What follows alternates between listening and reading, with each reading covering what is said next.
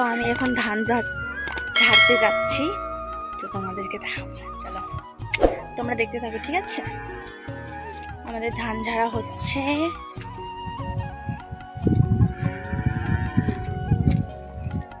তো চলো তোমাদেরকে দেখাই কোথায় ধান ঝাড়া হচ্ছে আমাদের। তো দেখো, এটা কিন্তু আমাদের বাগান বাড়ি, ঠিক আছে? আর এই রাস্তা দিয়েই কিন্তু আমরা সবসময় চলাচল করি। আসলে এটা কিন্তু আমাদের বাড়ির রাস্তা, ঠিক আছে? এই রাস্তা দিয়ে সবসময় আমরা যাতায়াত করি। তো যাই হোক, এইখানেই কিন্তু আমাদের জমি থেকে ধানের আটিগুলো এনে রাখা হয়েছে এখানে ঝাড়বে জন্য। আসলে আগের বারে না অন্য জায়গায় ঝেড়েছিল, তো এখন ভাবছে বাড়ির কাছে হলে খুবই ভালো হয়, তো সেই জন্য এখানে এনেছে। আর জানো তো বন্ধুরা, তো খুবই দুঃখের বিষয় একটা, এই বছর না আমাদের খুব একটা ভালো ধান হয়নি। আগের বছর খুব ধান হয়েছিল, তো এই বছর মানে বন্যার কারণে ধান প্রচণ্ড খারাপ হয়ে গেছে।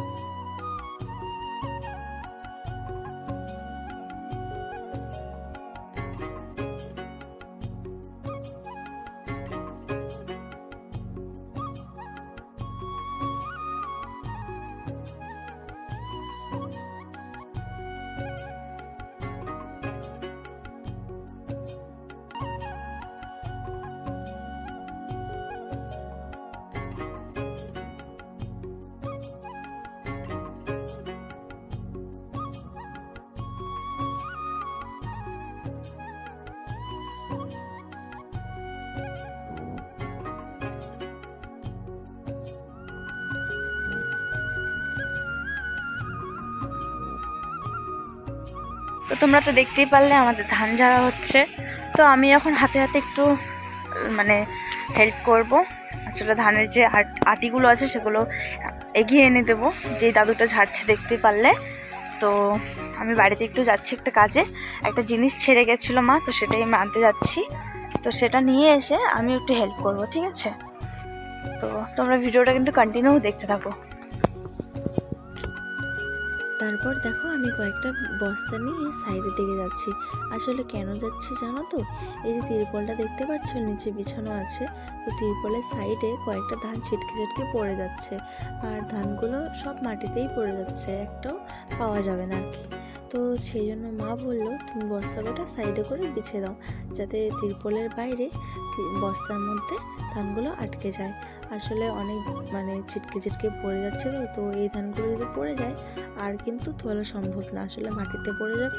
আর যে পলগুলো দেখতে পাচ্ছ, এই পলের মধ্যেই কিন্তু আটকে থাকবে, তো সেই ধানগুলো কিন্তু মানে তোলা আর সম্ভব না।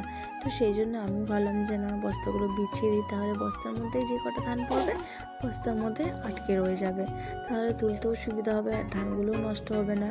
তো আমি মার কথা মতো আমি বস্তাগুলো বিছিয়ে দিলাম। তারপরে মার সঙ্গে সঙ্গে দাদুকেও আমি হেল্প করে দিলাম। এই যে দেখতে পাচ্ছ, আমি ধানের আটিগুলো নিয়ে দাদুর কাছে কাছে এগিয়ে দিচ্ছি, যাতে দাদুর নিতে সুবিধা হয়। তো এখানে কিন্তু অনেক ধান রয়ে গেছে, আরও মনে হয় রাত হয়ে যাবে আজকে। তো যাই হোক, যদি রাত হয়ে যায় তাহলে কিন্তু আমি রাত পর্যন্ত ভিডিওটা নিতে পারবো না।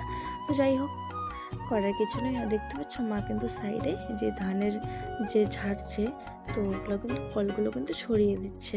তারপরে এই যে ধানগুলো ঝাড়া হচ্ছে, ধানগুলো ঝাড়ার পরে কিন্তু ধানগুলোকে উড়ানো হবে, পাখার চালু করে পাখার মধ্যে ধানগুলো কিন্তু উড়ানো হবে, যাতে ধানটা পরিষ্কার হয়ে যায়। আর যেগুলো পাতা পাতা ধান আছে সেগুলোও কিন্তু সরে যাবে। তারপরে ধানগুলো কিন্তু বস্তায় ভরানো হবে। তো যাই হোক, মার সঙ্গে সঙ্গে একটু হেল্প করে দিলাম, তাদেরও সুবিধা হয়ে গেল, আমারও একটু কাজ মানে হয়ে গেল করা আর কি।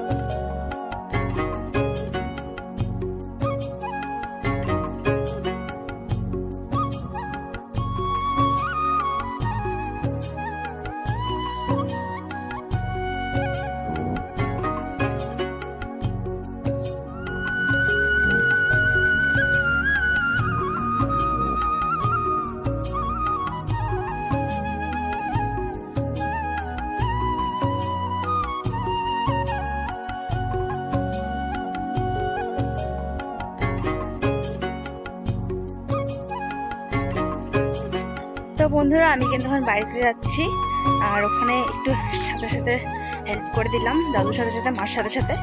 তো এখন বাড়িতে যাচ্ছি, বাড়িতে যেহেতু সোনা ঘুমিয়ে আছে তো ওকেও দেখতে হবে। তো বাড়ি থেকে বেশি দূর না, ওই যে বাগান বাড়িতে দেখতে পাচ্ছ ওইখানে ধান হচ্ছে। তো আমার ভিডিওটা যদি ভালো লাগে তোমাদের অবশ্যই লাইক কমেন্ট অ্যান্ড সাবস্ক্রাইব অবশ্যই করবে, আর শেয়ার করতে যেন ভুলো না। ঠিক আছে, বাই বাই, লাভ ইউ।